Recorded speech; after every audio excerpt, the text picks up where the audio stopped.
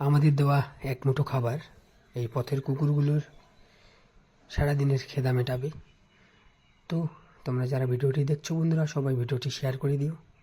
আমি এই পথের কুকুরগুলো আমার সামর্থ্য অনুযায়ী ভালো রাখার চেষ্টা করছি।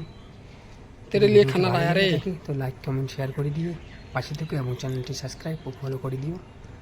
এই পথের কুকুরদের ভালো রাখতে আমাদের সকলকে একসাথে কাজ করতে হবে, কারণ এই অসহায় পথের কুকুরগুলো দিনের পর দিন না খেয়ে থাকে। এক বেলার খাবারের জন্য কত মানুষের ঢিল খায়, কত মার খায়, অনেক লাঠি যেটা খায়। তো সকলেই এগিয়ে আসবে, সাপোর্ট করবেন এই পথের কুকুরগুলো যাতে খেতে পায়, তার জন্য আমাদেরকে এগিয়ে আসতে হবে। কারণ আমরা যদি ওদের জন্য কিছু না করি তো ওরা খাবে কি? আজ ওরা কথা বলতে পারে না, সেই জন্য ওদের অনেকেই মারে, অনেকেই ঢিল ছুঁড়ে মারে, অনেকেই আঘাত করে। তো আমি আমার মতো করে চেষ্টা করছি ওদের ভালো রাখার। আমাদের যদি ভিডিওগুলো ভালো লেগে থাকে অবশ্যই লাইক কমেন্ট শেয়ার করে দিয়ে পাশে থেকো। প্রতিনিয়ত আমি এভাবে ওদের ভালো রাখার চেষ্টা করছি, যতটুকু পারছি করছি।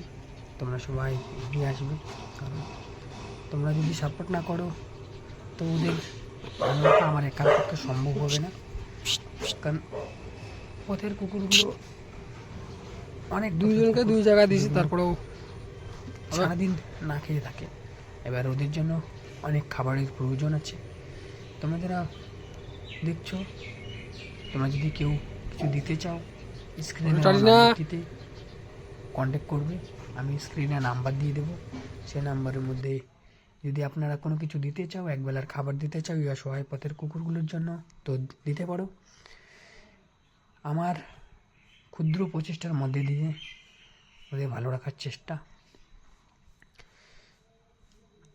আজ মানুষ হয়ে এই অসহায় পথের কুকুরগুলো না খেয়ে থাকবে, সেটা খুব খারাপ লাগে।